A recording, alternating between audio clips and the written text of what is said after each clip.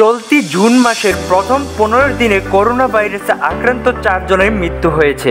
সবশেষ রোববার 15 জুন দেশে করোনায় 1 জনের মৃত্যু হয়েছে। স্বাস্থ্য অধিদপ্তর তথ্য বলছে, এ সময় 1135 জনের করোনা পরীক্ষা করা হয়েছে, যার মধ্যে শনাক্ত হয়েছে 130 জনের, সুস্থ হয়েছেন 61 জন আর মারা গেছেন 4 জন।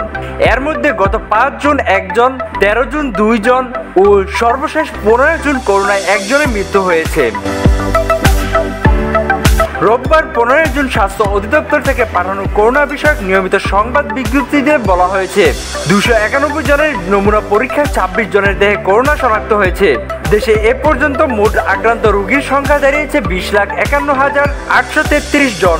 সেই সঙ্গে করোনায় দেশে এখন পর্যন্ত মৃত্যু হয়েছে 29,503 জনের।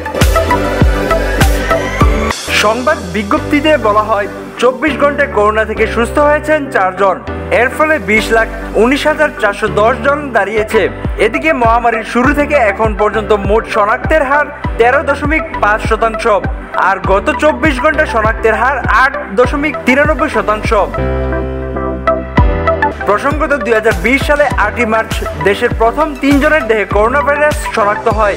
এর 10 দিন পরই ওই বছরের 18 মার্চ দেশে এ ভাইরাসে আক্রান্ত হয়ে প্রথম 1 জনের মৃত্যু হয়।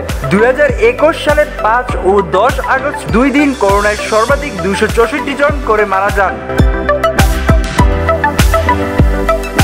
স্বাধীনতা টিভি বাংলা, ন্যাশনাল ডেস্ক।